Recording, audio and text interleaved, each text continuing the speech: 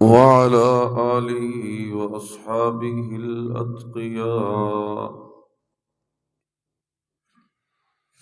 وعلى من تبعهم بإحسان إلى يوم الجزاء. أما بعد فقد قال الله تبارك وتعالى في كلام الهدى: أعوذ بالله من الشيطان الرجيم.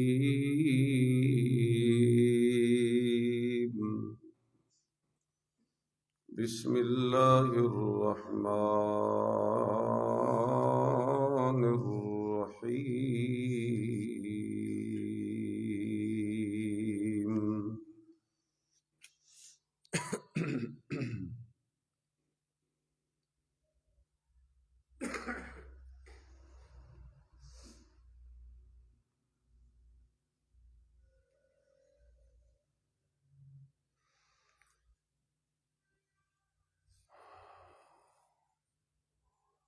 وتفقد الطير فقال ما لي لا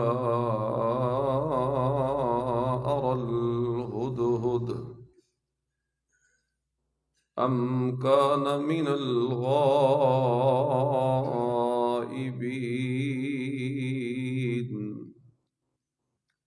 لأعذبنه عذابا شديدا أو لأذبحنه أو ليأتيني بسلطان مبين.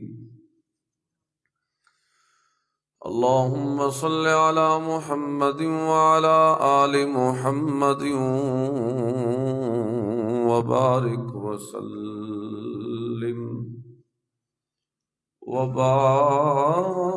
وسلم ثم صل عليه.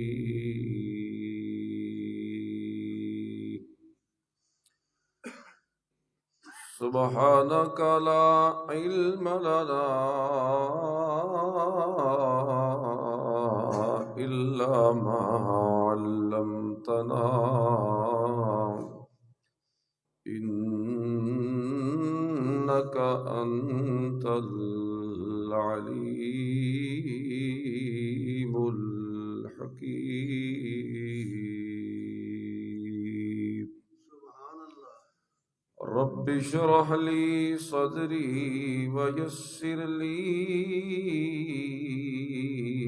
أمري واحلل عقدة من لساني يفقه قولي. يا رب صل وسلم دائما أبدا على حبيبك خير الخلق كلهم.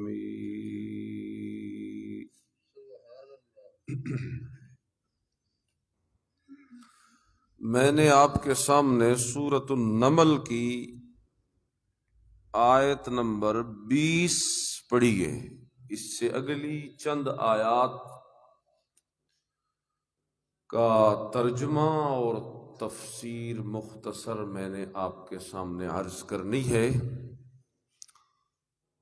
لیکن میں اس تفسیر کے عرض کرنے سے پہلے ایک بنیادی بات آپ سے کرنا چاہوں گا اصول تفسیر کے حوالے سے.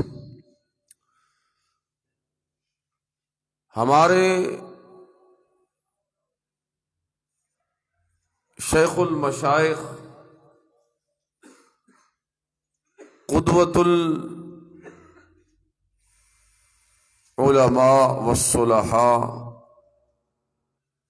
امام الموحدین حضرت مولانا حسین علی الوانی رحمۃ اللہ تعالی علیہ جنہیں اللہ رب العزت نے ماضی قریب میں فہم قرآن کریم کے حوالے سے اتنا مقبول کیا اور اپنے دربار میں اتنا شرف قبولیت عطا کیا کہ ان کے طرز تفسیر کو اللہ نے پوری دنیا کے اندر ان کے شاگردوں کے ذریعے پھیلا دیا۔ آج بھی ان کے شاگرد پورے ملک میں اور بیرون ملک جہاں جہاں بھی موجود ہیں، ان کے شاگرد یا ان کے شاگردوں کے شاگرد آگے جس علاقے میں بھی ان کا کوئی بالواسطہ یا بلا واسطہ شاگرد موجود ہے تو وہ اللہ کے قرآن کی خدمت میں مصروف عمل ہے۔ اور خاص طور پر یہ جو اگلے 2 مہینے آ رہے ہیں، شعبان اور رمضان، ان 2 مہینوں میں پورے ملک میں بھی اور بیرون ملک بھی ان کا ہر مستند شاگرد ان 2 ماہ میں اللہ کے قرآن کی تفسیر ہزاروں لوگوں کو سبکن پڑھاتا ہے۔ اس کی صرف ایک مثال میں آپ کے سامنے رکھوں گا۔ تفسیر قرآن کے حوالے سے ان کے فہم کی مقبولیت کا اندازہ آپ لگا سکتے ہیں۔ خیبر پختونخوا کے اندر صوابی مشہور شہر ہے، اس کے ساتھ ایک چھوٹا سا قصبہ ہے پنج پیر۔ وہاں مولانا حسین علی رحمت اللہ تعالی علیہ کے شاگرد رشید شیخ القرآن مولانا محمد طاہر پنج پیری رحمت اللہ تعالی علیہ نے تفسیر قرآن پڑھانے کا جب آغاز کیا تو اس وقت حالت یہ تھی کہ قرآن کریم کے بیان کے جرم میں انہیں شہر سے نکال دیا گیا، بلکہ ان کا واقعہ مشہور ہے۔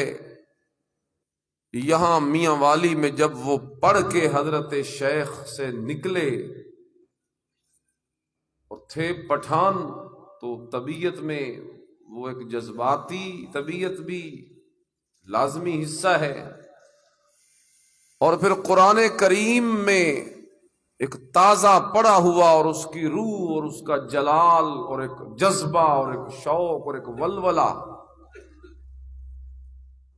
یہاں بھی انہیں میاں والی کے ریلوے اسٹیشن پہ ان پہ قاتلانہ حملے ہوئے، ان کی جان کو مارنے کی کوشش کی گئی، لیکن وہاں بھی وہ گئے اور انہوں نے اس کا بوٹا لگایا۔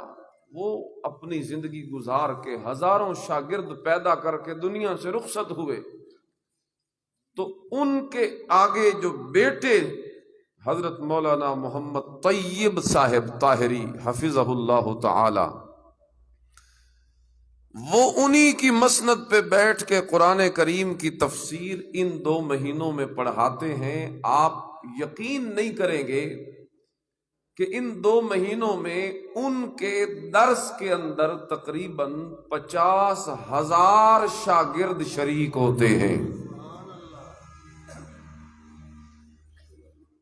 جو ان سے سالانہ قرآن کی تفسیر پڑھ کے نکلتے ہیں۔ یہ ایک محتاط اندازہ میں نے آپ کو بتایا ہے۔ تو آپ اندازہ لگائیں، جس حسین علی کے ایک شاگرد کے سامنے 50,000 بیٹھتا ہو، تو اس سلسلے کی مقبولیت اللہ کے ہاں پھر ہے کہ نہیں ہے؟ تو قرآن کریم ایک ایسی جاذبیت والی کتاب ہے، اسے آپ مقناطیس کہیں تو بالکل غلط نہیں ہوگا۔ اس کے اندر وہ مقناطیسی کشش ہے، جو سچے دل سے قرآن کریم سنتا سمجھتا ہے، قریب آتا ہے، قرآن اسے اپنی طرف کھینچ لیا کرتا ہے۔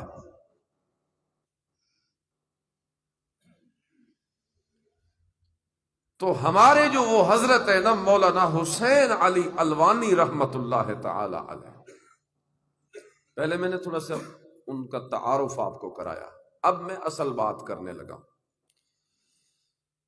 وہ فرماتے ہیں کہ اللہ رب العزت کا قرآن مجید میں انداز گفتگو یہ ہے کہ اللہ ہر صورت میں دعویٰ، دلائل اور نتیجہ ذکر کر کے اس طریقے سے ہر مسئلہ بیان فرماتے ہیں،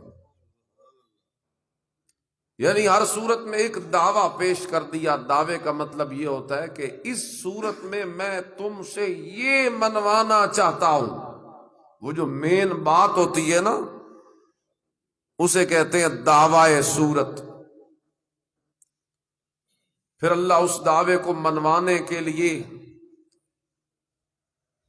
جبر نہیں کرتے، دھمکی نہیں دیتے، عذاب کا ڈراوا نہیں سناتے، بلکہ اللہ رب العزت اس دعوے کو منوانے کے لیے کبھی دلائل عقلیہ دیتے ہیں، کبھی دلائل نقلیہ دیتے ہیں۔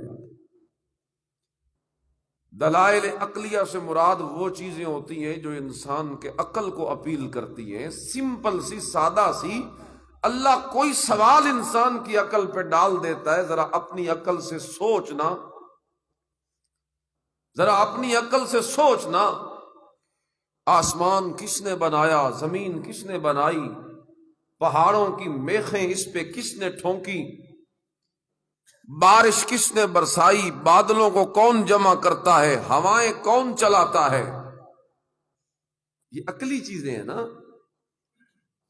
یہ سارا نظام عالم کون سنبھال رہا ہے، اس بارش کے قطرے سے بنجر زمین کو زندہ کون کرتا ہے، تیرے زمین میں دانے ڈالے ہوئے دانے کو کون سنبھال لیتا ہے اور گلنے سڑنے نہیں دیتا، کون ہے جو ان اندھیروں میں اس سے سوئی نکالتا ہے، پھر تیرے ایک دانے کو کئی 100 دانوں میں تبدیل کر دیتا ہے، وہ کون ہے جو تیرے باغات کو سورج کی تپش سے پکاتا ہے، کون ہے جو چاند کی میٹھی روشنی سے تیرے پھلوں میں مٹھاس پیدا کرتا ہے، وہ کون ہے جو سمندروں میں ہزاروں ٹنوں وزنی جہازوں کو پانی کی پیٹھ پہ چلاتا جاتا ہے، اور تیرا سامان ایک ملک سے دوسرے ملک، ایک بندرگاہ سے دوسری بندرگاہ بآسانی منتقل ہو جاتا ہے، وہ کون ہے جو تجھے مچھلی کا تازہ گوشت کھلاتا ہے، وہ کون ہے جو اس سمندر سے تیرے لیے ہیرے اور موتی نکالتا ہے۔ اب میں کس کس چیز کو گنوں گا، اللہ نے تو لائنیں لگا دی ہیں قرآن کریم میں دلائل عقلیہ کی، صرف میں آپ کو ایک جگہ بتا دیتا ہوں، میرے پاس اب وقت نہیں، میں نے بات لمبی کرنی ہے۔ 14ویں پارے میں ایک سورت ہے، سورۃ النحل۔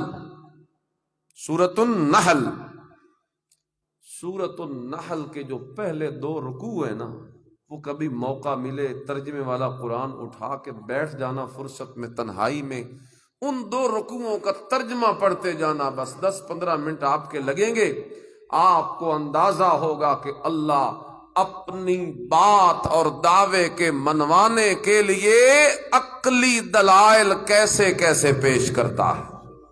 وہ 2 رکوع بھرے ہوئے ہیں عقلی دلائل سے۔ اللہ اللہ، تو یہ ہوتے ہیں دلائل عقلیہ، جس سے انسان کے عقل کو اپیل کی جاتی، خود سوچ کے فیصلہ کر۔ کچھ ہوتے ہیں دلائل نقلیہ، قرآن میں اللہ کے دعوے کو ثابت کرنے کے لیے دلائل نقلیہ، یہ نقلی میں کہتا ہوں کہ یہ نقلی وہ نہیں جو آپ کہتے ہیں بھی ایک چیز اصلی ہوتی ہے اور ایک چیز نقلی 2 نمبر ہوتی ہے، یہ وہ نہیں۔ نقل سے مراد یہ ہے بات پچھلے کسی نبی کی ہوتی ہے، اللہ یہاں نقل کر دیتا ہے۔ بات پچھلی کسی امت کی ہوتی ہے، اللہ یہاں اسے نقل کر دیتا ہے۔ بات چیونٹی کی ہوتی ہے، اللہ یہاں اسے نقل کر دیتا ہے۔ اور بات کبھی ہدہد پرندے کی ہوتی ہے، اللہ اپنے دعوے کے ثابت کرنے کے لیے اسے قرآن میں نقل کر دیتا ہے۔ سمجھ آ گیا آپ کو؟ جو کسی کی بات نقل کر کے اپنے دعوے کو ثابت کرے اللہ، تو اس دلیل کو کیا کہتے ہیں؟ دلیل نقلی۔ بولے دلیل نقلی۔ ایک ہو گئی دلیل عقلی اور دوسری ہو گئی دلیل نقلی۔ اور دلائل سے جب واضح ہو جاتی ہے بات تو پھر اس کا نتیجہ نکل آتا ہے۔ ہاں واقعی یہ نتیجہ نکل آیا نا اسی بات کا جو اللہ منوانا چاہتا تھا۔ عقل نے بھی اسی چیز کی گواہی دی اور نقل نے بھی اسی چیز کی گواہی دی، لہذا ثابت ہو گیا کہ اللہ کا دعویٰ سچا ہے۔ یہ طریقہ کار میں نے خاکہ ڈالا ہے آپ کے ذہن میں۔ کبھی آپ کو فرصت ملے، اللہ آپ کو شوق دے فہم قرآن کا، تو یہ ایک خاکہ آپ کے ذہن میں آ گیا۔ فاتحہ سے لے کے والناس تک ہر صورت میں یہی ترتیب ہے۔ ہر صورت کا ایک دعویٰ یا 2 دعوے یا 3 دعوے، جتنی باتیں اللہ منوانا چاہتا ہے، ہر صورت کا ایک دعویٰ، اور پوری صورت پھر اسی دعوے کے اردا گرد گھومتی ہے۔ اس صورت کی ہر آیت کا تعلق اسی دعوے سے ہوتا ہے۔ بات بے شک کہیں سے کہیں اللہ لے جائے، لیکن تعلق اس بات کا اس اصل دعوے سے ہوتا ہے۔ بالکل دعوے کی مثال بیج کی ہے، تخم جو آپ ڈالتے ہیں زمین میں اور اس سے تنا نکلتا ہے، پھر شاخیں ہوتی ہیں، پتے ہوتے ہیں، پھل ہوتے ہیں، پھول ہوتے ہیں، او بڑا درخت بھی کیوں نہ ہو، لیکن اس کے ہر تنے اور ہر شاخ اور ہر ٹہنی اور ہر پھول اور ہر پھل اور ہر پتے کا تعلق نچلے بیج سے ہوتا ہے کہ نہیں ہوتا؟ بس دعوے کی مثال اسی طرح ہوتی ہے۔ دعویٰ جو اللہ صورت میں پیش کرتے ہیں وہ بیج کی طرح ہوتا ہے۔ جس طرح بیج سارے درخت میں اثر انداز ہوتا ہے، اسی طرح وہ دعویٰ بھی اس صورت کی ہر آیت میں اثر انداز ہوتا ہے۔ آ گیا خاکہ آپ کے ذہن میں؟ اب اس خاکے کے لیے میں ایک مثال دیتا ہوں آسان سی۔ سورۃ الفاتحہ، اس کا ایک دعویٰ ہے فاتحہ کا، الحمدللہ۔ اللہ کہتے ہیں میری صفتیں صرف میرے اندر مانو۔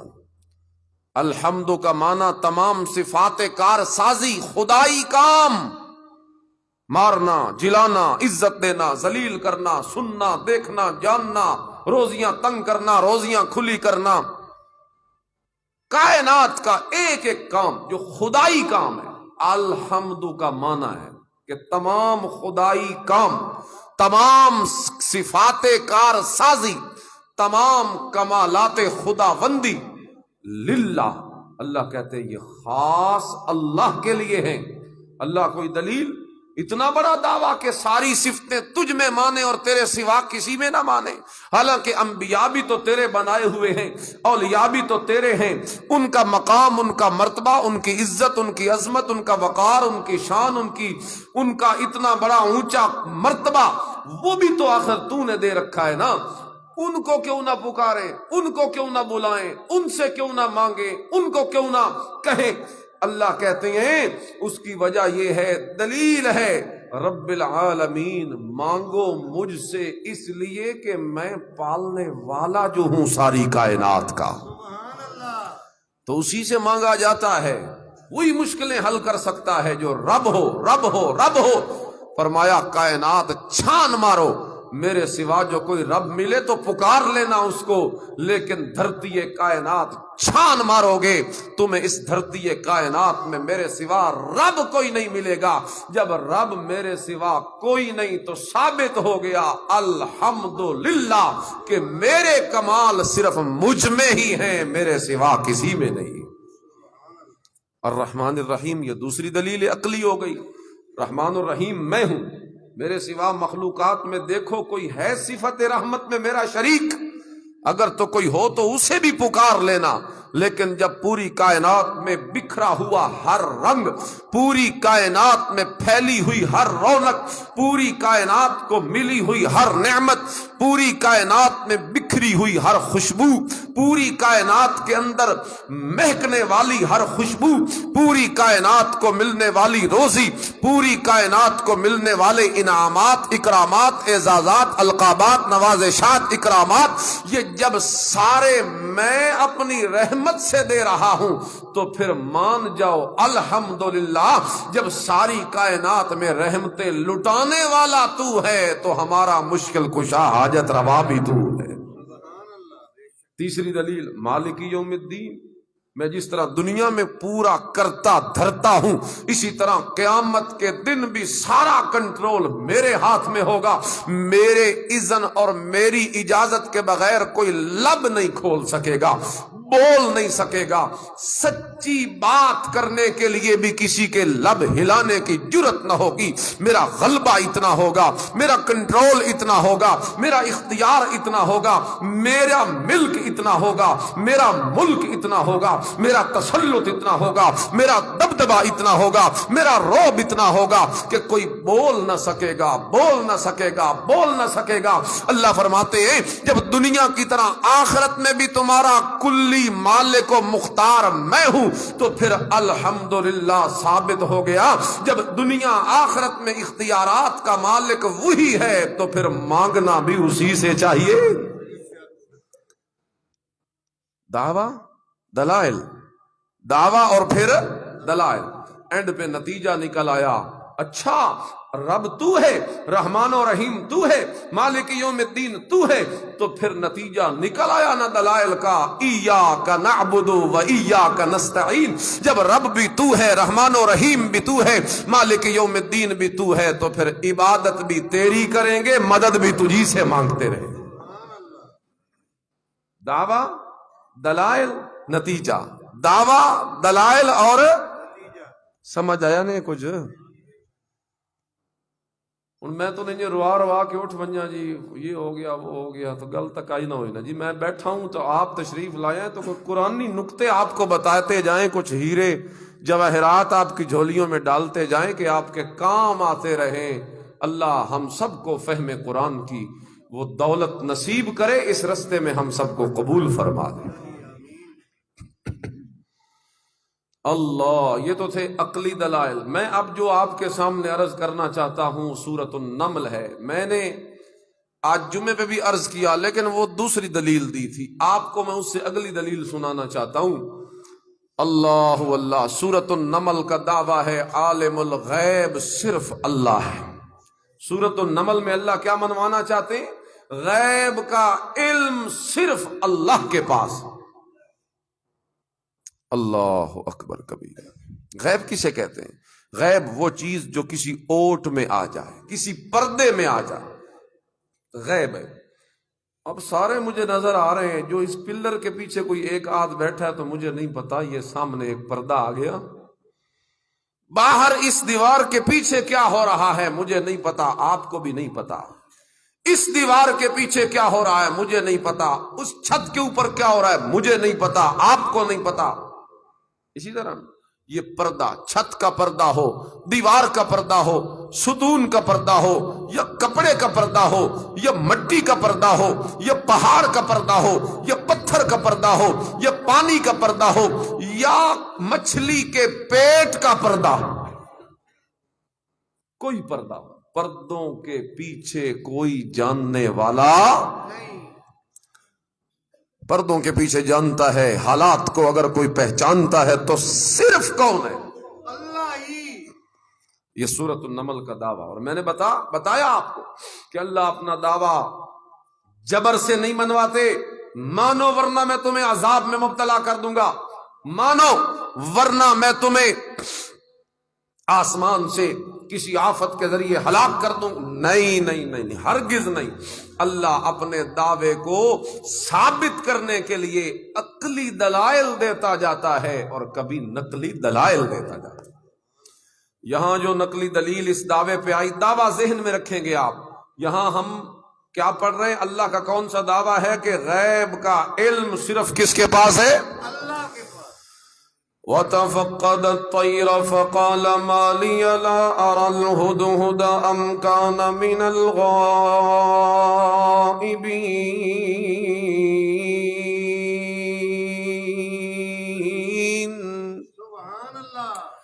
اللہ فرماتے ہیں میں نے اپنے پیغمبر جناب سلیمان علیہ السلام کو بڑے کمالات فضائل دیے تھے اپنی رحمت سے. میں نے اپنے سلیمان پیغمبر کے ہاتھ میں انسانوں کی بادشاہی بھی دی، جنات پہ بھی اپنے پیغمبر کو میں نے بادشاہ بنایا. میں نے اپنے نبی سلیمان علیہ السلام کے قبضے میں ہوا کا اختیار بھی دے دیا. جہاں چاہتے ہوا کو حکم دیتے، ہوا اڑا کے اسی علاقے میں لے جاتی. میں نے اپنے پیغمبر سلیمان علیہ السلام کو پرندوں کی بولیاں بھی سکھائی. میں نے اپنے پیغمبر سلیمان علیہ السلام کو بڑے عظمت فضائل مناقب بڑے اللہ فرماتے ہیں میں نے انہیں کمالات بخشے سے اپنی رحمت سے. انہی کمالات میں سے کمال یہ ہے کہ وہ پرندوں کی بولیاں جانتے تھے. پرندوں کی سست بیٹھے ہو، تھکے بیٹھے ہو، بڑے بلندہ میں بیٹھا تھکے تسی بیٹھے ہو. ایک بار آکھو زور نال سبحان اللہ. چھوٹا جہا حال ہے، نکا جہا ایدی بھی گونج نہیں بنتی پئی ساڈے کولوں. زور نال آکھو سبحان اللہ. انجن بلندے روے آئے. وَتَفَقَّدَ الطَّيْرَ فَقَالَ مَا لِيَ لَا أَرَى الْهُدْهُدَ. سلیمان علیہ السلام نے ایک دن حاضری لگائی جو پرندوں کی. ظاہر بات ہے جو نگران بنتا ہے تو پھر اس کی ذمہ داری ہوتی ہے کہ وہ خیال کرے رعیت کا خیال کرے. وَتَفَقَّدَ الطَّيْرَ. سلیمان علیہ السلام کو علم ہوا کہ جی ہدہد نامی پرندہ غیر حاضر ہے. ہدہد غیر حاضر ہے. کوئی ضرورت پڑی ہوگی ہدہد کی کسی وجہ سے، کیونکہ ہدہد کو بھی اللہ نے بڑی خاصیتیں دے رکھی ہیں. کہتے ہیں اسے اوپر سے ہی نا اللہ نے یہ کمال دے رکھا ہے کہ اسے پتہ چل جاتا ہے کہ کس جگہ پہ پانی زمین کے زیادہ قریب ہے. یوں دیکھتے ہی اسے پتہ چل جاتا ہے، بس اسی چونچ مارتا ہے اور پانی پی جاتا ہے. کہاں پہ کیڑا ہے نیچے اس کی خوراک اسے اوپر سے پتہ چل جاتا ہے، چونچ مارتا ہے اور اپنی خوراک لے کے اڑ جاتا ہے. اللہ. وَتَفَقَّدَ الطَّيْرَ. حاضری جو لگائی سلیمان علیہ السلام نے تو غائب تھا ہدہد. تو اس وقت کہنے لگا پیغمبر فَقَالَ مَا لِيَ لَا أَرَى الْهُدْهُدَ. کہنے لگے کیا ہے مجھے کہ میں نہیں دیکھ رہا ہدہد کو، کیا ہے مجھے کہ مجھے نظر نہیں آتا ہدہد. جو دیکھ نہ سکتا ہو، جس سے کوئی چیز پردے میں آ جائے، جس سے کوئی چیز چھپ جائے، اوٹ میں آ جائے، غیر حاضر ہو جائے، ثابت ہو گیا وہ غیب کا علم نہیں جانتا ہوتا. کیونکہ جو غیب کا علم جانتا ہے تو اس کے لیے پردہ کوئی شے نہیں ہوتی. وہ پردوں کے پیچھے بھی دیکھ لیا کرتا ہے، وہ اونٹ کے پیچھے کے حالات کو بھی جان لیا کرتا ہے۔ چنانچہ سلیمان پیغمبر اور سلیمان جیسے پیغمبر کا کہنا مالی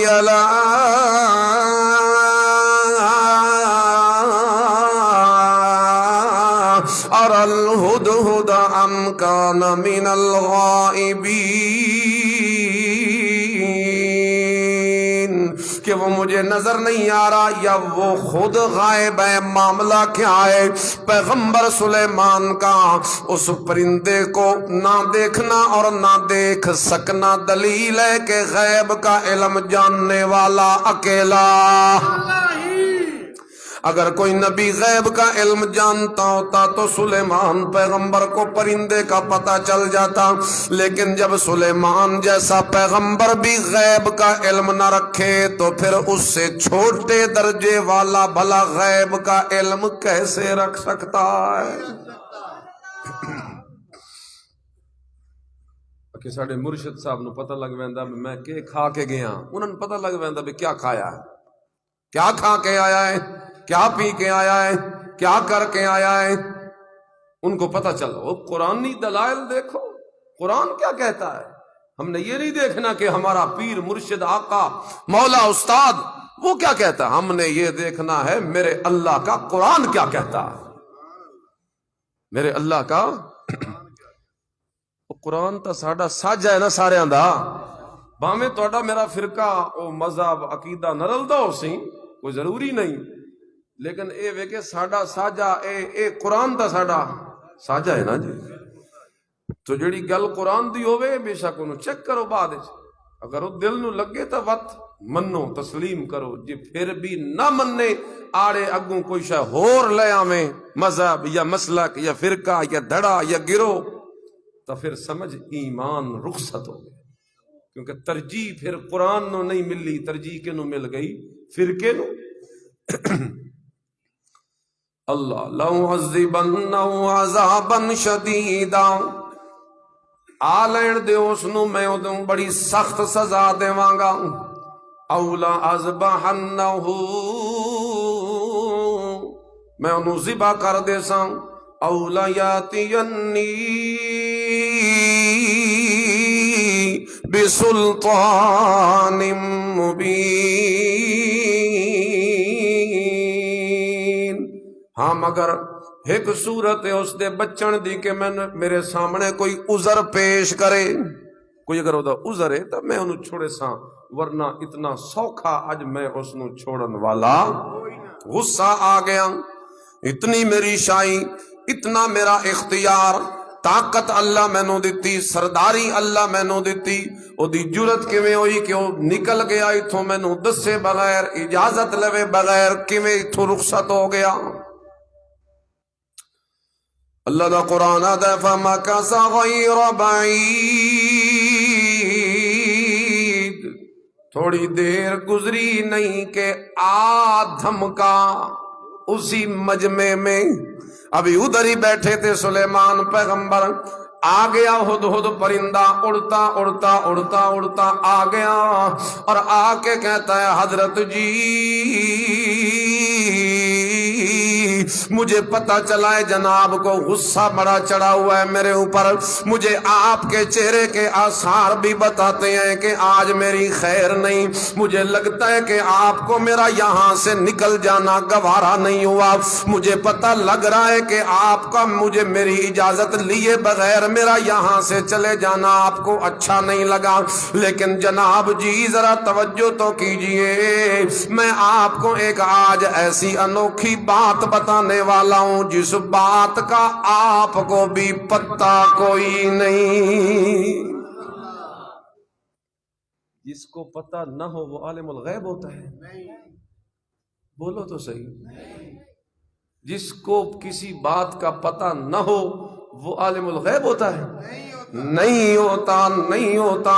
اللہ کا قرآن کہتا ہے ہدہد پرندہ کہنے لگا حضرت جی احطت بما لم تحط به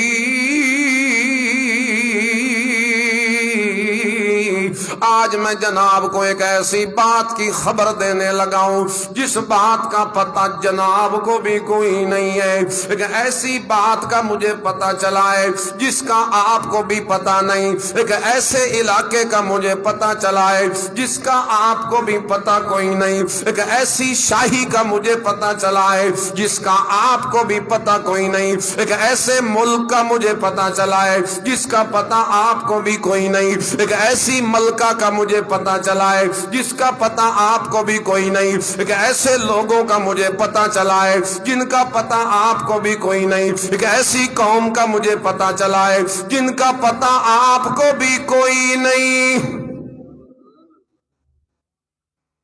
آنکھوں جو سبحان اللہ، تھوڑا چپ رہنا، میرے کو اج گوارا ہی نہیں ہو رہا، میں بھی مجبور ہوں، زور نہ لاکھو سبحان اللہ۔ اللہ فمكث غير بعيد فقال أحطت بما لم تحط به وجئتك من سبأ بنبأ يقين۔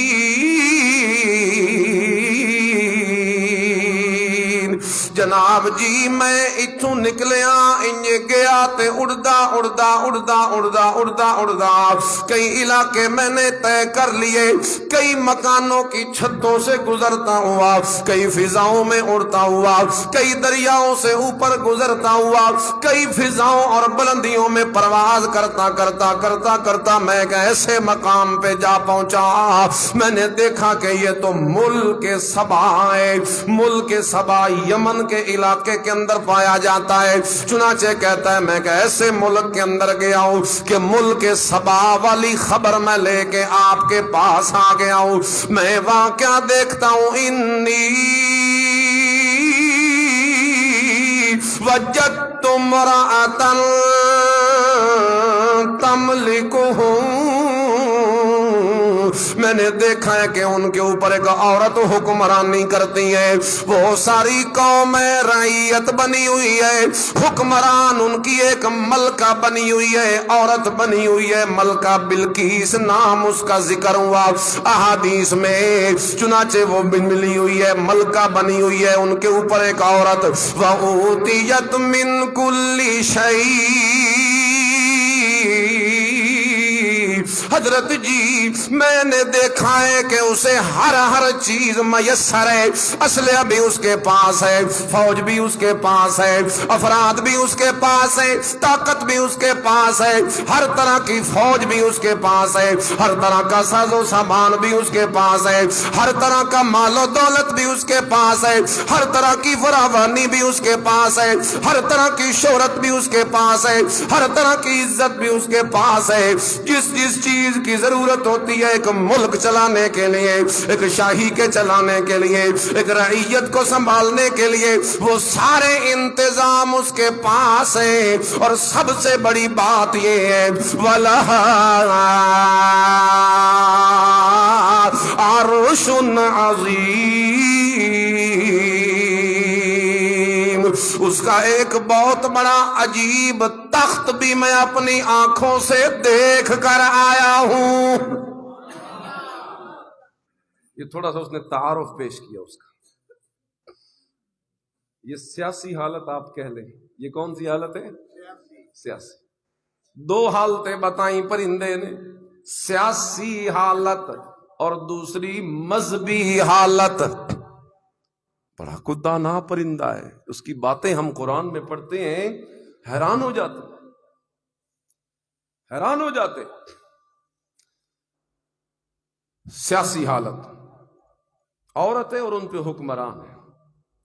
ویسے ہمارے اسلام میں شرعی طور پر عورت کی حکمرانی جائز ہے۔ حضور کا ارشاد ہے لَن يُفْلِحَ قَوْمٌ وَلَّوْا أَمْرَهُمْ امْرَأَةً، وہ قوم کبھی کامیاب نہیں ہو سکتی جس نے اپنا حکمران کسی عورت کو بنا دیا۔ اللہ، لیکن یہ تو ان کی بات کر رہا ہے نا، اس ملک کی، ملک سبا کی، وہ کوئی اسلامی مملکت تو نہیں تھی، آگے آئے گا۔ اللہ وَأُوتِيَتْ مِن كُلِّ شَيْءٍ، اور سیاسی حالت، سیاسی مطلب وہ طاقت کے اعتبار سے اتنے مضبوط ہیں، ہر چیز ہے ان کے پاس۔ من کل شیء، اوتیت دی گئی ہے اسے، من کل شیء ہر چیز اسے عطا کی گئی ہے، ملکہ من کل شیء سے مراد، میں آپ کو بتانا چاہتا ہوں کہ من کل شیء کا لفظ جہاں پہ بولا جاتا ہے وہاں سے مراد ساری کائنات کا ذرہ ذرہ نہیں ہوتا، بلکہ وہ اپنے معاملے کے اندر جس چیز کی محتاج تھی وہ ہر چیز اللہ نے اسے دے دی. یعنی ایک شیء ہے، حکومت کو چلانے کے لیے جس چیز کی ضرورت ہوتی ہے وہ اسے دے دی گئی. تو اگر کسی نبی کے بارے میں کہا جائے اوتیت من کل شیء، اوتی من کل شیء، دیا گیا ہر چیز، اسے ہر چیز دے دی گئی، اس کا مطلب یہ نہیں ہوگا کہ اسے غیب کا علم، اختیارات، ہر چیز کا نہیں، اس سے علم، اس کا مطلب یہ ہوگا کہ نبوت کے معاملے میں اسے جس چیز کی ضرورت ہے وہ اللہ نے دے دی. بادشاہ کے متعلق کہا جائے کہ اسے ہر چیز دی گئی تو مطلب ہوگا حکومت سے متعلقہ ہر چیز دی گئی، نبوت سے متعلقہ ہر چیز دی گئی. تو اوتیت من کل شیء کا مفہوم لے کر ہم کبھی اللہ جیسا کسی کو نہیں بنا سکتے. اللہ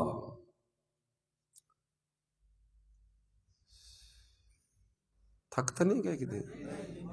ایک گل ہے بڑی لمبی، پورے 2 رکوع ہیں، ہجے تک تو 2 آیتاں ہوئی ہیں صرف، تے ذرا تسلی نال بانا. تھکتا نہیں گئے؟ ہاتھ کھڑا کرو جڑے نہیں تھکے ہو. اللہ وجدتها وقومها يسجدون للشمس من دون اللہ. یہ مذہبی حالت بیان کرتا ہے وہ پرندہ ہدہد اس ملک سبا کے باسیوں کی. کہتا ہے میں نے دیکھا ہے کہ وہ ملکہ اور اس کی ساری رعیت سجدہ کرتے ہیں سورج کو. سجدہ کس کو کرتے ہیں؟ سورج کو. سورج کا سجدہ کیا جا رہا ہے. کیوں سورج کا سجدہ کیا؟ چمک تھی نا، نور تھا نا، او نور کا منبع تھا، خود روشن کیا پورے جہان کو روشن کرنے والا. اس کے نور سے دھوکہ کھایا، اس کے نور سے دھوکہ کھایا، کیونکہ دھوکہ لگ جاتا ہے جب کوئی چیز کمال میں بڑی اعلیٰ ہوتی ہے تو وہ کمال عام کج فہم لوگوں کے لیے دھوکے کا سبب بن جاتا ہے. چنانچہ سورج کی روشنی سے انہیں دھوکہ لگا اور انہوں نے اسے پوجنا شروع کر دیا، سورج کے سجدے شروع کر دیے، سورج کے آگے جھکنا شروع کر دیا. اسی طرح یہاں بھی کچھ لوگوں کو دھوکہ لگا، وہ تو سورج ہے آسمان اللہ، اس آسمان کا، آسمان دنیا والا یہ جو سورج ہے، آسمان دنیا والا جو صبح چڑھتا ہے اور شام کو غروب ہو جاتا ہے، اس کے نور کی جھلک چمک دیکھ کر لوگوں کو لگ گیا دھوکہ اور انہوں نے اسے بنا ڈالا معبود اور اس کے کرنے لگ گئے سجدے. اسی طرح کچھ لوگوں کو میرے نبی کریم کے اس مکھڑے کو دیکھ کر بھی دھوکہ لگ جاتا ہے. آسمان نبوت کا جو سورج ہے محمد الرسول اللہ صلی اللہ علیہ وسلم، جسے اللہ کہتے ہیں وَسِرَاجًا مُنِيرًا، او میرے پیغمبر میں نے تجھے اتنا چمکنے والے چہرے والا بنایا ہے کہ تیرے چہرے سے بھی کچھ لوگوں کو دھوکہ لگ جاتا ہے. چنانچہ وہ نبی کریم کے نور سے زیادہ دھوکہ کھا کر ان کو اللہ کا شریک بنا بیٹھتے ہیں.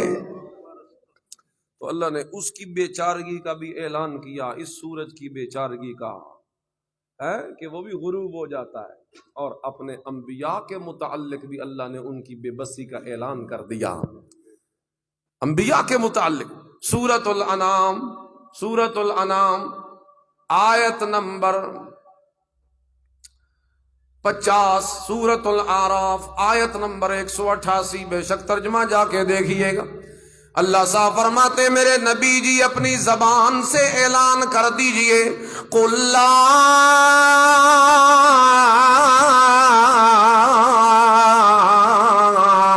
أَمْلِكُ لِنَفْسِي نَفْعًا وَلَا ضَرًّا إِلَّا مَا شَاءَ اللَّهُ. میرے نبی کہہ دیجئے کہ میں مالک نہیں ہوں اپنی جان کے نفع نقصان کا بھی، میں اپنی جان کے نفع نقصان کا بھی مالک نہیں ہوں۔ جو اپنی جان کے نفع نقصان کا مالک نہ ہو وہ جہان کے نفع نقصان کا مالک ہو سکتا ہے؟ نہیں ہو سکتا۔ ایک کدے لے بنی ایسی آیتاں کہ انبیاء کو ساری طاقتیں ہیں، ولیوں کو ساری طاقتیں ہوتی ہیں، ان کے پاس سارے اختیار ہوتے ہیں، وہ مشکل کشا ہوتے ہیں، وہ حاجت روا ہوتے ہیں، وہ اولادیں دیتے ہیں، وہ عزتیں دیتے ہیں، وہ روزیاں دیتے ہیں، سب کچھ کرتے ہیں، اللہ ان کو سب علم ہوتا ہے۔ ان آیتوں کو ہم کہاں لے جائیں؟ صاف ان آیتوں میں میرے نبی کی زبان سے کہلوایا جا رہا ہے، قل، آپ کہہ میرا سونا، خود کہو، لا عمل کو، لا عمل کو، عمل کو ملک سے ہے نا، اور اس ملک کے اوپر لگا دیا لا، میں مالک نہیں ہوں، لے نفسی، اپنی جان کا، نفعا ولا ذرہ، نہ میں اپنی جان کے نفع کا مالک ہوں نہ نقصان کا مالک۔ سورۃ الجن میں کہا انی لا املک لکم ذرا ولا نفعا، اپنی جان کا کہاں ہوتا، میں تمہارے نفع نقصان کا بھی مالک۔ عقائد یہ قرآن بتاتا ہے، اسی کا نام توحید ہے، کیونکہ توحید کہتے ہیں اللہ کو ایک ماننا۔ توحید کس کو کہتے ہیں؟ اللہ کو ایک ماننا، ہر اس کی صفت میں اس کو ایک کرنا۔ مشکل کشائی اس کی صفت ہے نا، تو اب اس کو ایک کیا جا رہا ہے کہ وہی ایک مشکل کشا اور کوئی نہیں۔ علم غیب کا جاننا اس کی صفت ہے نا، تو اب اس کو ایک کرنا ہے کہ غیب کا علم صرف وہ جانتا ہے اور کوئی نہیں۔ حاجت روائی اس کی صفت ہے نا، اب اس کو ایک کرنا ہے کہ حاجت روا وہی ہے اور کوئی نہیں۔ اسی طرح داتا اس کی صفت ہے نا، تو اب اس کو ایک کرنا ہے کہ وہ داتا ایک ہے اور دنیا میں کوئی داتا کوئی نہیں۔ گنج بخش اس کی صفت ہے، اس کو ایک کرنا ہے کہ گنج بخش صرف اللہ ہے اور کوئی نہیں۔ لجپال اس کی صفت ہے، اب اس کو ایک کرنا ہے کہ لجپال اکیلا اللہ، دنیا کا کوئی پیر لجپال نہیں ہے۔ غریب نواز اس کی صفت ہے، اب اس کو ایک کرنا ہے کہ غریب نواز دنیا میں صرف اللہ، دنیا میں اور کوئی غریب نواز نہیں۔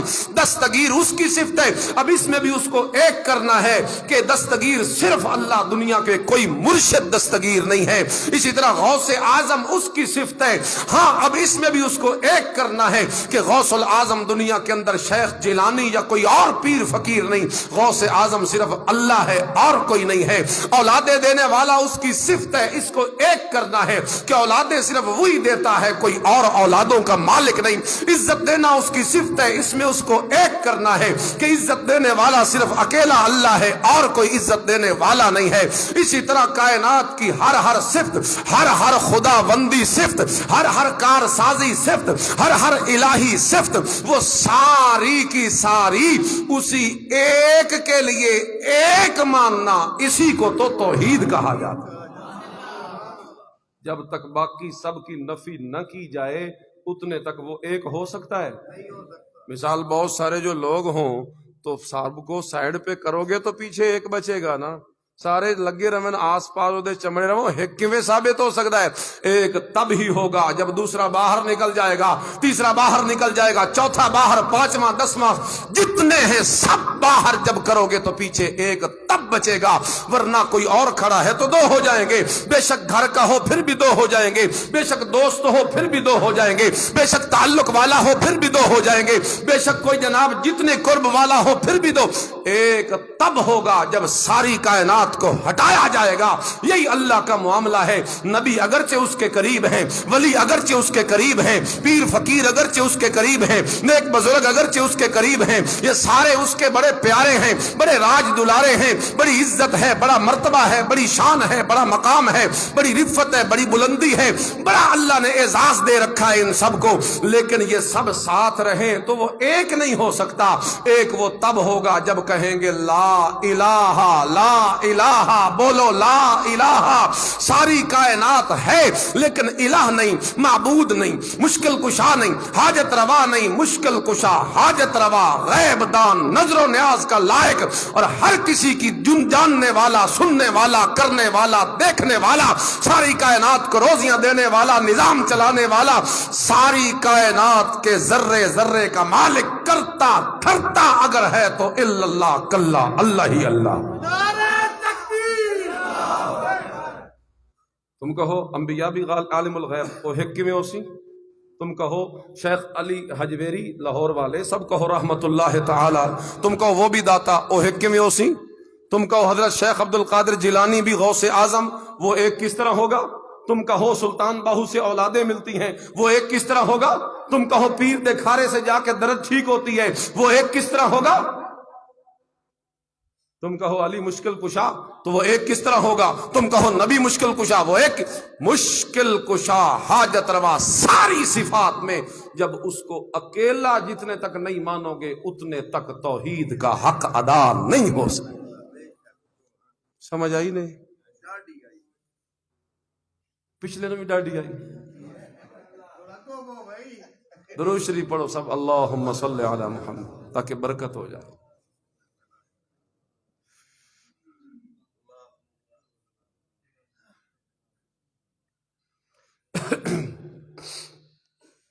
جو الہ کا لفظ ہے نا کلمے میں لا الہ الا اللہ، الہ سمندر ہے پورا، بولو الہ کیا ہے؟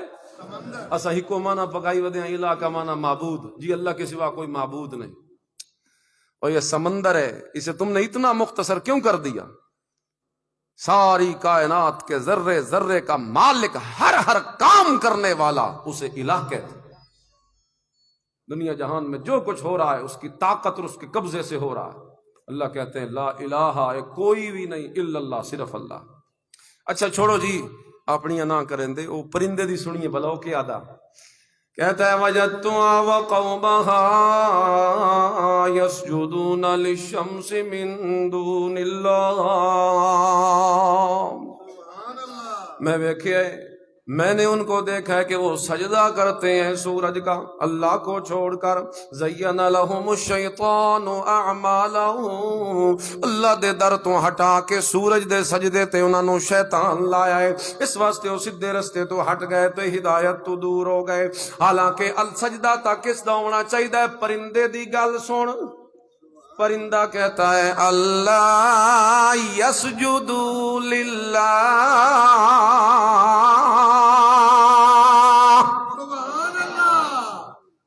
سجدہ بعد میں کر لینا، یہ آیت سجدہ ہے۔ میں جتنی بار بھی اسے پڑھوں سجدہ ایک ہی آپ نے کرنا ہے، اٹھتے ہوئے جاتے وقت یہ سجدہ کرنا۔ سجدہ تلاوت فرض ہوتا ہے، کرنا ضروری ہوتا ہے، سجدہ تلاوت کرنا ضروری ہوتا ہے۔ اس کا مسئلہ یہ ہوتا ہے ایک مجلس میں سجدے کی آیت جس طرح حافظ اب یاد کرتے ہیں، مڑ مڑ کے پیچھے اسی کو پڑھتے ہیں، مڑ مڑ، اب میں سمجھا رہا ہوں بار بار اس کو پڑھوں گا۔ ایک مجلس میں جتنی بار بھی پڑھی جائے سجدہ ایک دفعہ ہی کرنا ضروری ہوتا ہے۔ 14 سجدے ہیں قرآن میں، سجدہ تلاوت کتنے ہیں؟ 14 ہیں۔ جب بھی کوئی سجدہ آئے فوری کر لیا کرو، اکٹھے کرنا کہ اینڈ پہ اکٹھے 14 کر لیں گے، اس طرح ٹھیک نہیں ہے۔ فوری سجدہ ادا کر لینا چاہیے، یہ ہمارے اوپر بوجھ ہے۔ جس طرح فرض نماز کوئی چھوٹی تو قضا ہمارے ذمے ہے، سجدہ تلاوت کوئی دن اگر رہ گیا پڑا ہوا تو اس کی قضا بھی ہمارے ذمے ہے، یہ بوجھ ہے ہمارے اوپر، لہٰذا سجدہ تلاوت کا خیال کیا کیجیے۔ خیر، اللہ یسجد للہ، ہدہد پرندہ کہنے لگا یہ کیوں نہیں سجدہ کرتے اللہ کا؟ الذی یخرج الخبأ فی السماوات والارض، الذی یخرج الخبأ فی السماوات والارض، حالانکہ سجدہ تو اس کا ہونا چاہیے جو چھپی چیزوں کو آسمان و زمین میں باہر نکالتا رہتا ہے۔ دانا تو جا کے چھپا دیتا ہے، وہ کون ہے جو اس دانے کو سنبھال کے پھر باہر نکال دیتا ہے؟ بارش آسمان میں چھپی ہوئی ہوتی ہے، وہ کون ہے جو اس بادلوں سے بارش کو باہر نکال دیتا ہے؟ سورج شام کو چھپ جاتا ہے، وہ کون ہے جو دوبارہ صبح سورج کو باہر نکال دیتا ہے؟ اس لیے ہر چھپی چیز کو باہر نکالنے والا وہ فرندہ کہتا ہے سجدہ تو اس کا ہونا چاہیے تھا، یعنی جس کے ہاتھ میں سارا اختیار، اقتدار، کنٹرول اور ساری تصرف و تدبیر اور ملک اور ملک اور قبضہ ہے، اسی کے ہاتھ میں، جس کے ہاتھ میں ہے وہی سجدے کا مالک ہونا چاہیے۔ اور اگلی بات پرندہ کرتا ہے، کہتا ہے یعلم ما تخفون وما تعلنون، وہی ہے جو جانتا ہے تمہاری ہر ہر بات کو. تم چاہے اونچا بولو وہ پھر بھی جانتا ہے, تم بے شک آہستہ سے بولو وہ پھر بھی جانتا ہے. ہر ہر حالت میں وہ تمہاری ہر حالت کو جانتا رہتا ہے. پھر آگے کہتا ہے اللہ لا الہ الا هو رب العرش العظیم.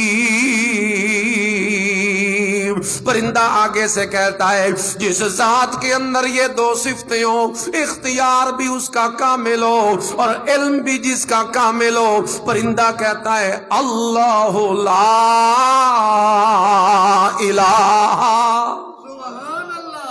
الہ وہی ہوتا ہے, الہ وہی ہوتا ہے, الہ وہی ہوتا ہے. یہ بات یاد رکھیے. قرآن کا ایک اور نقطہ آپ کو بتانے لگا ہوں. کلمے میں جو لفظ ہے نا الہ, لا الہ بھی اللہ تو سوا الہ کوئی نہیں, اس کا معنی قرآن جگہ جگہ پہ یہ کرتا ہے کہ الہ وہ ہوتا ہے جس میں دو بڑی صفتیں ہوں. ایک وہ ساری کائنات میں غیب کا علم جانتا ہو, نمبر دو وہ مختار کل ہو, کائنات کا ذرہ ذرہ اس کے کنٹرول میں ہو.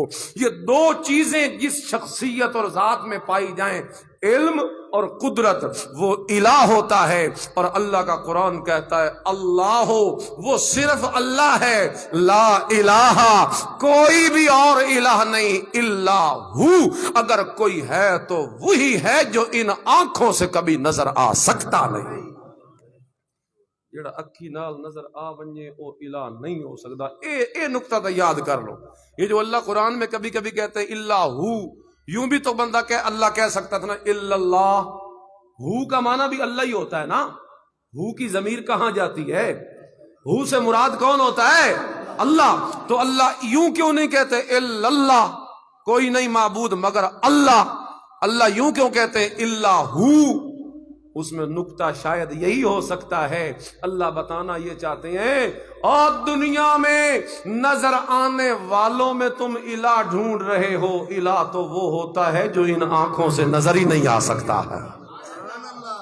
الہ وہ ہوتا ہے جو ان آنکھوں سے نظر آ ہی نہیں سکتا. تو سکے میں بڑھا لے, الہ تو وہ ہوتا ہے, وہ ہوتا ہے, وہ غیب ہوتا ہے. وہ غیب کی ضمیر ہے نا. جی حاجی ہوری بیٹھے نہیں تو بشک 4 گھنٹے تقریر کر لگی.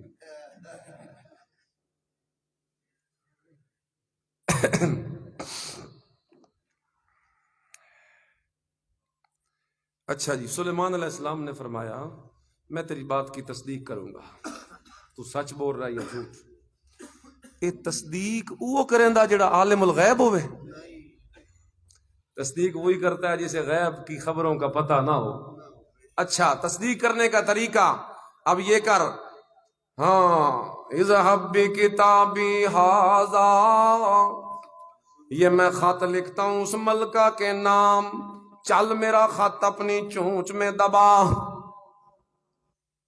چل میرا خط اپنی چونچ میں دبا, یا پنجوں میں جکڑ, یا جیسے بھی قابو کر لے جا اسے, اور جا کے ڈال دینا اس ملکہ پہ, اور ہٹ کے سائیڈ پہ کھڑے ہو جانا, بیٹھ جانا, اور جاسوسی کرنا اور دیکھنا کہ پھر وہ کیا کہتی ہے. تصدیق کی جا رہی ہے. سبحان اللہ, کتنے پیارے پیارے واقعات اللہ نے ہمیں قرآن میں سنائے. ہم اپنے بچوں کو ناول خرید کے دیتے ہیں, ڈائجسٹ خرید کے دیتے ہیں, ہم اپنے بچوں کو میگزین خرید کے دیتے ہیں. ہائے کاش ہم نے اپنے بچوں کو قرآن کا ترجمہ پڑھایا ہوتا. ایک گل تو دسو, اے اللہ قیامت والے کوئی نہ پوچھ بھی میرا قرآن پڑھیا ہے کہ نہ پڑھیا.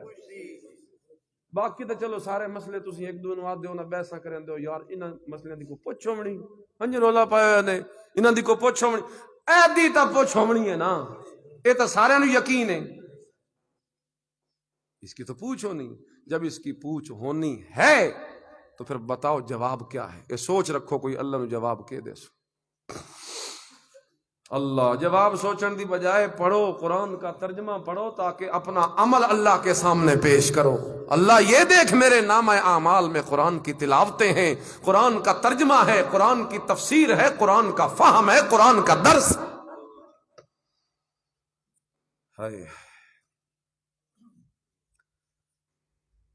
جلے اس جا کے سٹیا. مفسرین لکھتے ہیں وہ سوئی ہوئی تھی اپنے پلنگ پہ، بڑا سخت پہرا تھا، کوئی دروازہ کھلا نہیں تھا، بند تھے دروازے.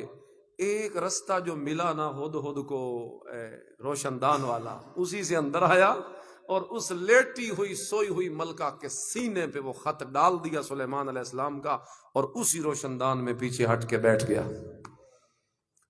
ہاں، یا بعض یہ بھی لکھتے ہیں کہ وہ اپنے دربار میں اس وقت بیٹھی تھی، آپ دربار بالکل لگا ہوا تھا پورا، یعنی اس اپنے روب داب کے ساتھ، شان و شوکت کے ساتھ، کہ اس نے آیا اور اڑتا اڑتا آ کے ملکہ کی جھولی میں وہ خط ڈال دیا. جو بھی ہو، سوئی ہوئی ہو یا جاگتی ہو، خط پہنچ گیا.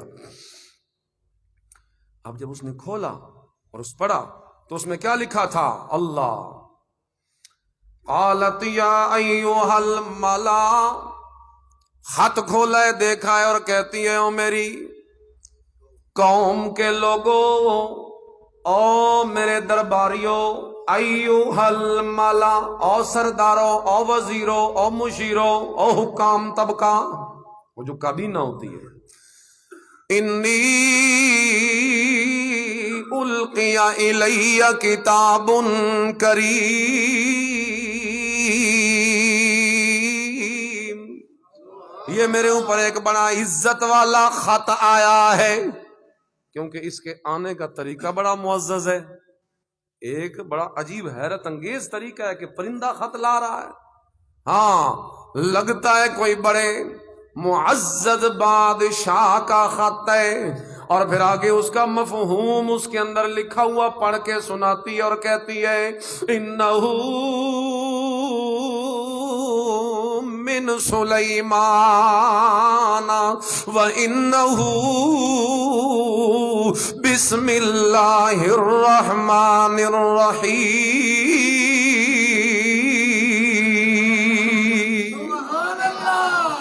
یہ سلیمان کی طرف سے ہے.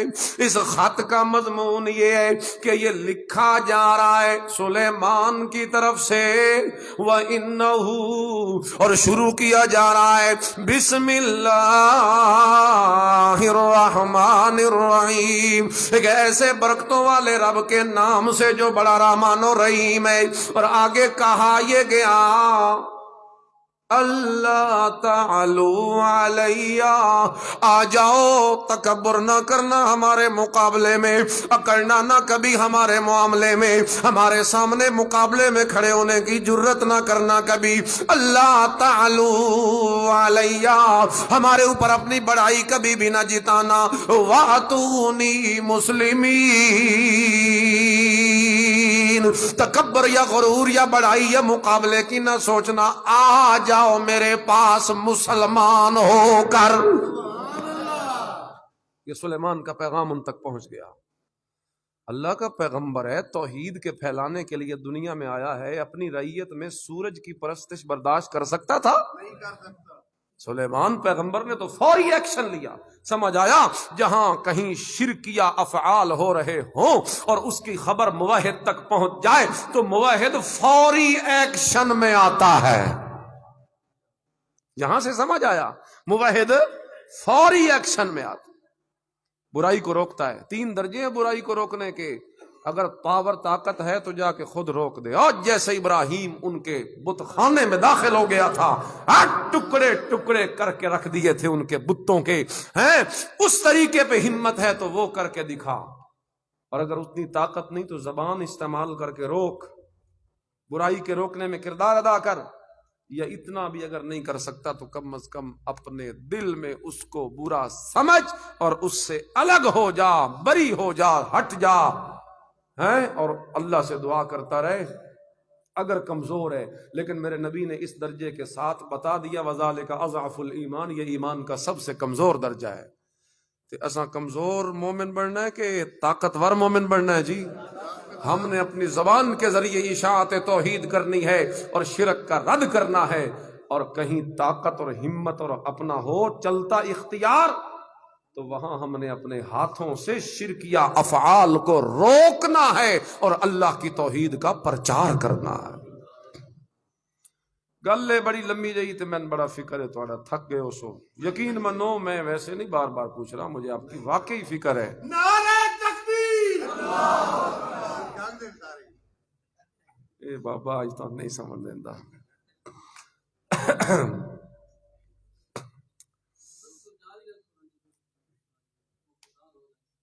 لو جی ایک تجویز آ گئی ماشاءاللہ تسلسل جاری میں کیویں رکھاں میں اپنا بھی تو کوئی خیال کرنا نا ساری گلاں سمجھ گئی تو وٹن ہوندے ساڈے تاں اسی گھنٹہ دو کڈ ویندے ہاں ورنہ یہ آخر اسی بھی انسان ہاں اگر یوں لگے رہیں تو نہیں ہو سکتا اس طرح اللہ اللہ یہ درمیان وچ کچھ مسائل آندے جڑے میں وچ عرض کردا اگر انہیں واقعہ سننے تو 5 منٹ ہی مکا دینے اچھا جی قالت یا ایوہ الملأ افتونی فی امری میری رعیت والو میں نے کبھی تمہارے مشورے کے بغیر کوئی بڑا قدم نہیں اٹھایا جلدی کرو مجھے مشورہ دو کیا کرنا چاہیے یہ لگتا ہے بادشاہ کو بڑی عزت والا طاقت والا ہمت والا جرت والا شان و شوکت والا غلبے والا دبدبے والا روب والا ہے اس کے مقابلے میں آنا اچھی بات مجھے تو نہیں لگ رہی یوں چلتے چلتے اس کا مقابلہ ہم نہیں کر سکتے جس کے خط پہنچانے کا انداز بڑا نرالا تھا پرندے کے ذریعے بتاؤ پھر اس کی طاقت کا کیا عالم ہوگا جس کی پرندے بھی مانتے ہیں زمین کے سارے جتنے حشرات ہیں اور پرندے ہیں وہ سارے جس کے فرما بردار اور مطیع ہیں تو پھر اس کی طاقتوں کا کیا عالم ہوگا اس لیے جلدی کرو مجھے کوئی مشورہ دو آگے سے وہ کہنے لگے حضرت جی ہمارے پاس تو ساری طاقت ہے ملکہ جی جیسے آپ کہیں گے فوج بھی موجود ہے اسلحہ بھی موجود ہے ساری طاقتیں بھی موجود ہیں دفاعی طاقت بھی موجود ہے سارا انتظام انصرام موجود ہے آپ کے حکم کی دیر آپ جیسے حکم کرو گی ہم تو فوری تعمیل کے لیے تیار ہیں اچھا پھر والامر الیک امر الیک ہمارا مشورہ ہے کہ ہم اگر لڑنا آرڈر ہے تو ہم لڑتے ہیں لیکن مشورہ آپ نے کرنا ہے فانظری ماذا تأمرین دیکھ لیجئے جو آپ کو سمجھ آتا ہے آگے ملکہ کہتی ہے ان الملوک اذا دخلوا قریۃ افسدوها وجعلوا عزت اہلها اذلہ تمہیں پتہ نہیں ہے جو بادشاہ ہوتے ہیں نا یہ جب داخل ہو جائیں نا کسی بستی یا قوم میں افسدوها اجاڑ کے رکھ دیتے ہیں جعلوا عزت اہلها اذلہ عزت والوں کو ذلیل کر کے نکالتے ہیں جو بادشاہ ہوتے ہیں نا بڑی فوجوں والے ان کا مقابلہ کرنا ہمارے بس کی بات سمجھدار تھی عقل مند تھی سارے معاملے تک پہنچ گئی اچھا تو پھر کیا کرنا ہے کہ میں کرتی یہ ہوں کچھ ہدیے بھیجتی ہوں اپنا وفد بھیجتی ہوں مزید حالات کی جو کچھ خبرگیری کر کے بھی آئیں گے اور مزید ہمیں کچھ معلومات ہوں گی پھر اگلا مشورہ کریں گے ہدیے لے کے آ گئے سلیمان پیغمبر کے پاس اس کے بھیجے ہوئے سفیر قاصد مفسرین نے لکھا ہے یہ جو ہدیے میں انہوں نے بھیجا نا یہ سونے کی اینٹیں تھیں سونے دیا اٹاں ایک بڑا خزانہ ہے نا اللہ سلیمان پیغمبر کو جب پتہ چلا نا کیونکہ ان کے تو جنات تابع تھے فٹ فوری خبر باہر آئے جی مہمان ان کے ہاتھ میں سونے کی اینٹیں ہیں وہ بڑے ملک سے کوئی سفیر ہیں قاصد ہیں ملنا چاہتے اچھا ملک سبا سے ہیں جی ملک سبا اینٹیں ہیں سونے کی ان کے پاس اچھا تو یوں کرو جس رستے سے انہوں نے گزر کے آنا ہے نا اس رستے پہ سونے کی اینٹوں کا فرش لگا دو اس رستے پہ سونے کی اینٹوں کا فرش لگا دو یعنی اپنی طاقت ان پہ ظاہر کرنا چاہتے تو جب وہ چل کے آئے وہ لئی ودیان ہک اٹ دو لئی ودے حسین جتنا ہدیہ یہی کچھ ہوتا ہے سونے کی اینٹوں تو ایک دو ہی ہونی اور وہاں انہوں نے دیکھا کہ ہمارے ہاتھ میں تو ایک دو اینٹیں ہیں لیکن یہاں تو سونے کی اینٹوں کے فرش لگے ہوئے تو مرعوب ہو گئے اور سلیمان پیغمبر کو جب ہدیے پیش ہوئے فرمایا تم دوننے میں مال تم مجھے مال کے ذریعے مطلب دوست بنانا چاہتے ہو یا مجھے گرانا چاہتے ہو یا نہ فما آتانی اللہ خیر مما آتاکم جو مجھے میرے رب نے دے رکھا ہے وہ بہت بہتر ہے تمہارے اس تمہارے مال سے شان و شوکت سے وہ بہت اونچا ہے وہ بہت اعلیٰ ہے بل انتم بہدیتکم تفرحون، اپنے ہدیوں پہ خوش رہو اور مجھے ان کی کوئی ضرورت نہیں۔ ارجع الیہم، جلدی کرو یہاں سے جاؤ، پلٹو، تمہیں میری بات کی سمجھ نہیں لگی، ابھی تک میں نے پیغام بھیجا تھا ہدہد کے ذریعے، لیکن تم پھر آ گئے ہو دو چار تحفے لے کے، فَلَنَعْتِيَنَّهُمْ بِجُنُودٍ لَا قِبَلَ لَهُمْ بِهَا، چلو ہم تمہارے پیچھے لشکر ایسا لے کے آنے والے ہیں کہ اس لشکر کی مقابلہ کرنے کی طاقت تمہارے اندر نہیں ہوگی۔ وَلَنُخْرِجُنَّهُمْ مِنْهَا أَذِلَّةً، ہم تمہیں ذلیل کر کے نکالیں گے، جاؤ واپس دو۔ جو واپس گئے، ایک دھمکی تھی نا واپس گئے تو اچھا وہ وہاں پہنچے، ملکہ کو بتایا، ملکہ پہلے ڈری ہوئی تھی، پھر مرعوب ہو گئی، کہنے لگی میں نے کہا نہیں تھا یہ بڑا کوئی معزز بادشاہ لگتا ہے، اس کے مقابلے کرنے کی ہمت نہ کرنا، بس تیاری کرو ہم چلتے ہیں، تیاری کرو ہم چلتے ہیں۔ میں خود سلیمان کے پاس جاتی، اللہ جتنا سفر تھا، جتنا طے ہونا تھا، وہ سب درمیان میں اللہ وہ باتیں ذکر نہیں کرتے، اللہ مقصد کی بات ذکر کرتے۔ آ گئی ملکہ،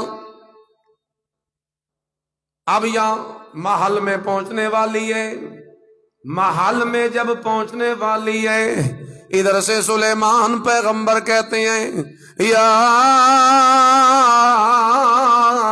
ایھا الملا، او میرے درباریو، ایکم یاتینی بعرشہا قبل ان یاتونی مسلمین،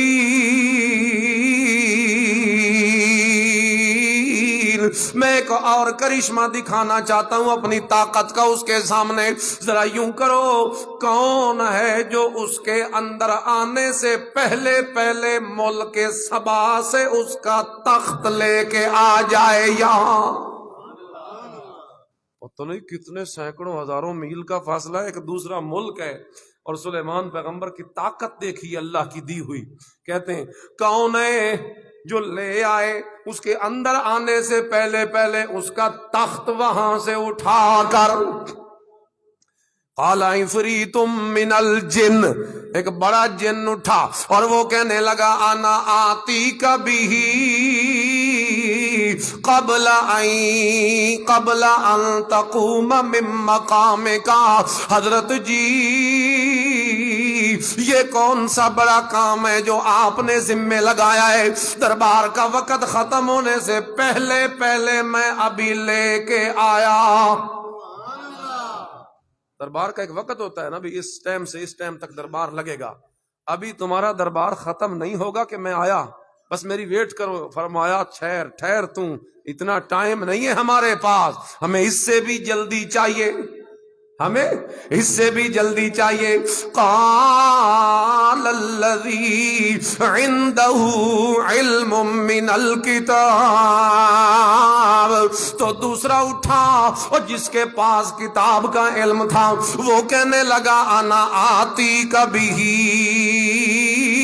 قبل ان یرتد الیک طرفک، ابھی میں لے کے آیا، ابھی لے کے آیا، ابھی لے کے آیا۔ کتنی دیر لگاؤ گے؟ اکھے تیرے پلک جھپکنے کی صرف دیر لگائیں گے، بند کرو کھولو گے تو تخت آیا پڑا ہوگا۔ اس بادشاہ کے بھلا مقابلے ہو سکتے ہیں؟ یہ کون تھا؟ اب سوال مفسرین نے اٹھایا کہ یہ کون تھا اتنی طاقت والا؟ کچھ نے لکھا جی یہ آصف بن برخیہ تھا، بڑا ولی اللہ تھا، تو اس کی کرامت ہے، ولی کی کرامت ہوتی ہے نا۔ آج ہمارے بھی کچھ کچے ڈھلے ان باتوں کو لے کے شور مچا، آصف بن برخیہ اللہ کا ولی تھا، تخت لے کے آیا اتنی جلدی، ولیوں کے پاس طاقتیں ہوتی ہیں بتاتا ہوں میں جو طاقتیں ہوتی ہیں، مجھے اس سے انکار نہیں ہے، ہوتی ہیں طاقتیں، لیکن اس کی حقیقت بھی تو بتانی ہے آپ کو۔ کوئی نبی معجزہ دکھائے یا کوئی ولی کرامت دکھائے تو آپ وہ سارا فیل اس کے ذمہ لگا دو گے کہ یہ اپنی مرضی سے کرتا ہے؟ کرامت اور معجزہ برحق ہے، بولو کرامت اور معجزہ، لیکن یہ لیکن سمجھنی ہے آپ نے، لیکن اس کرامت اور معجزے میں ہاتھ صرف نبی اور ولی کا استعمال ہوتا ہے، اصل طاقت پیچھے اللہ کی ہوتی ہے، پیچھے کام کرنے والا اصل کون ہوتا ہے؟ بس ان پہ اتنا انعام ہوتا ہے کہ ان کے ہاتھ پہ اللہ وہ ظاہر کر دیتا ہے، ورنہ سب کچھ کرنے والا وہ کون ہوتا ہے؟ سیدنا موسیٰ علیہ السلام کی لاٹھی کیا بن جاتی تھی؟ سانپ۔ وہ جب فرعون کے مقابلے میں آئے تو قرآن کہتا ہے موسیٰ علیہ السلام کے مقابلے میں جب جادوگروں نے لاٹھیاں ڈالی اور ساری سانپ بن گئی تو پیغمبر موسیٰ ڈر گئے، یہ قرآن میں ہے۔ اب یہ کیوں ڈرے؟ مفسرین کہتے ہیں ڈرے اس لیے کہ اگے پیچھے تو میں سٹدا تے سپ بن ویندا ہے، اج لوڑ ہے پتہ نہیں اج سپ بندا کہ اگر معجزہ نبی کے اختیار میں ہوتا تو پیغمبر ڈرتے نہ، لیکن نبی کا ڈرنا دلیل ہے کہ معجزہ نبی کے اختیار میں نہیں ہوتا، معجزہ کس کے اختیار میں ہوتا ہے؟ اسی طرح کرامت ولی کے اختیار میں نہیں ہوتی، کرامت بھی کس کے اختیار میں ہوتی ہے؟ تو اگر آصف بن برخیہ لے کے آیا ہے تو اپنی طاقت نال نہیں لے کے آیا، اسی آیت میں اگلا لفظ ہے جب آ گیا تو کہتا ہے ھذا من فضل ربی، سلیمان پیغمبر میرا کمال نہ سمجھی، یہ میرے اللہ کا کمال ہے، اسی آیت میں آگے موجود ہے۔ ہمارے ہاں مسئلہ یہ ہے آدھی آدھی آیتیں پڑھی جاتی ہیں اپنے مطلب دلئی تے باقی اکھے ایک بندے نماز چھوڑ دیتی ہے، یہ کسی پوچھا نماز کیوں نہیں پڑھدا ہو سکے؟ اللہ قرآن اچ نہیں آکھیا یا ایھا الذین آمنوا لا تقربوا الصلاۃ، ایمان والےو نماز دے نیڑے بھی نہ جاؤ، یہ قرآن اچ ہے۔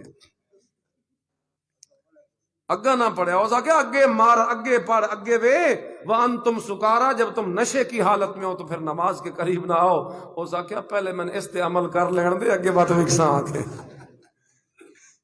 پہلے آکھے میں نے تے عمل کر لے، تو اپنے مطلب کی لے لینا اور کچھ باقی چھوڑ دینا، یہ تو کوئی بات نہ ہوئی نا، یہ تو خیانت ہوئی، دھوکہ ہوا۔ ہو گیا پورا 1.25 گھنٹہ، لیکن چلو قریب ہے، ختم ہونے والا ہے۔ لیکن مفسرین نے اس پہ سوال اٹھایا کہ یہ آصف بن برخیہ ولی نہیں ہو سکتا، کیونکہ اگر یہاں اس کو مانا جائے نا اس کو کہ اس نے لایا تخت اتنی جلدی، تو پھر ثابت ہوتا ہے کہ نبی کا کمال تھوڑا ہے اور ولی کا زیادہ ہے، کیونکہ نبی نہ لا سکا اور ولی لے کے یہ ہو سکتا ہے؟ زیادہ فضیلت کس کی ہوتی ہے، نبی کی یا ولی کی؟ نبی کی۔ تو پھر اس کا جواب کیا ہے؟ فرماتے ہیں الذی عندہ علم من الکتاب سے مراد جبریل فرشتہ ہے۔ یہ کون تھا؟ جبریل فرشتہ، کیونکہ اس کی نشانی یہ بتائی ہے، کہنے لگا وہ جس کے پاس کتاب کا علم تھا کہ میں لے آتا ہوں ابھی پلک جھپکنے سے پہلے، تو کتاب کا علم سب سے زیادہ اسی کے پاس ہے جو کتاب کو نازل کرنے والا ہوتا ہے، جو کتابوں کو لے کے آنے والا فرشتہ ہے، سب سے زیادہ کتاب کا علم اسی کے پاس ہے۔ لہٰذا یہاں وہ ولی مراد نہیں، کون مراد ہے؟ جبریل فرشتہ۔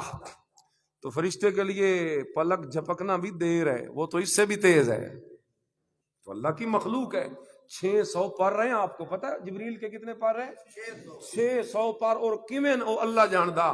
لیکن حدیث میں آتا ہے اگر جبریل اپنے ایک پر کو صرف کھول دے، ایک پر کو اگر صرف پورا کھول دے تو اس کا ایک کنارہ مشرق میں جا لگے گا، دوسرا کنارہ مغرب میں جا لگے گا۔ اتنا بڑا فرشتہ جس کا ایک پر اتنا ہو، وہ خود کتنا بڑا ہوگا، اور اس کو بنانے والا میرا اللہ کتنا بڑا ہوگا۔ شعیب صاحب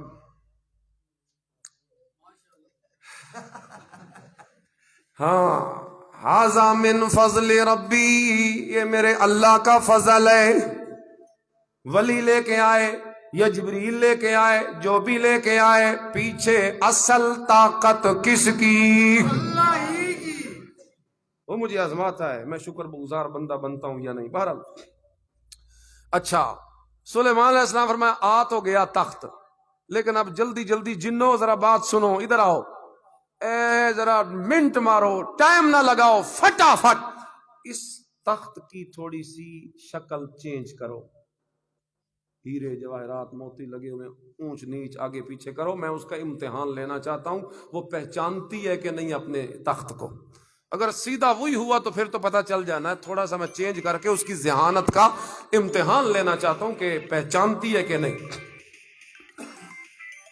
اندر آئی اندر جس وقت آئی اس موقع پہ پوچھا گیا آہا کذا عرشوں کے، یہ تیرا عرش ہے کیا؟ یہ تیرا عرش ہے؟ قالت کأنہ، یہ تو بالکل اسی طرح کا ہے، کأنہ، گویا یہ تو وہی ہے، گویا یہ تو وہی ہے، یعنی لگتا تو بالکل وہی ہے۔ اللہ اللہ اللہ، ایک تو اس کی ذہانت کا امتحان لینا چاہتے تھے، اور نمبر دو اس کے سامنے اپنی طاقت جتانا چاہتے تھے۔ شرک کر رہی ہو میرے ہوتے ہوئے، دیکھتی نہیں ہوں تو بعد میں آئی ہے، تیرے تخت کو ہم نے پہلے منگوا لیا۔ اچھا، تو پھر سلیمان علیہ السلام نے اسے روک دیا کہ وہ جو غیر اللہ کی پرستش کرتی تھی سورج کی، اسے مسئلہ توحید سمجھایا۔ وَصَدَّهَا مَا كَانَتْ تَعْبُدُ مِن دُونِ اللَّهِ، وہ اللہ کے سوا جو دوسروں کو پکارتی تھے روک دیا ہے، اور فرمایا اِنَّهَا كَانَتْ مِن قَوْمٍ كَافِرِينَ، وہ تو پہلے کافر تھی۔ پھر اسے کہا گیا اب مزید اس کا تھوڑا امتحان لو، قیل لها ادخل الصرح، اندر حکم دیا جنوں کو جلدی جلدی نا جس ایریے سے اس نے گزر کے جانا ہے وہاں جلدی جلدی ایک تالاب بنا دو، اندر مچھلیاں چھوڑ دو، اور تالاب کے اوپر شیشے کی موٹی تہ لگا دو، یعنی اس سے اوپر گزر کے جائے اور نیچے کیا ہو، تالاب نظر آ رہا ہو، مچھلیاں، پانی، دور سے پتہ نہ چلے تالاب ہے، پانی ہے یا شیشہ ہے۔ ہاں، جب اسے اندر آنے کو کہا گیا اس نے دیکھا کہ وہ شیشے کی جڑاوت ہے۔ اللہ، شیشے کی جڑاوت ہے؟ نہیں، جب اس نے اسے دیکھا حسبتہ لجتا، اس نے سمجھا کہ یہ تو گہرا تالاب ہے، گہرا پانی ہے۔ وَكَشَفَتْ عَنْ سَاقَيْهَا، اپنی پنڈلیاں اوپر کرنے لگی، کپڑے اپنے اوپر، تاکہ وہ پانی سے کہیں گزر کے جانا ہے، بھی پتہ نہیں، بس تم دیکھ رہی ہے کہ یہیں سے چلنے کا کہا جا رہا ہے، اور یہ تو پانی ہے، پتہ نہیں اس سے اندر گزر کے جانا ہے۔ یعنی دھوکہ پھر لگ گیا، شیشے کی چمک کو دیکھ کے اسے پھر پانی سمجھ بیٹھی، پانی سمجھ بیٹھی، لیکن بتایا گیا یہ شیشہ ہے، پانی تو اس کے نیچے ہے، اس کے اوپر چل کے آ جا، پنڈلیوں سے کپڑے ہٹانے کی ضرورت نہیں، کپڑے نیچے ڈال دے، بلکہ آگے چلیا، آگے چلیا، آگے چلیا، آگے چلیا۔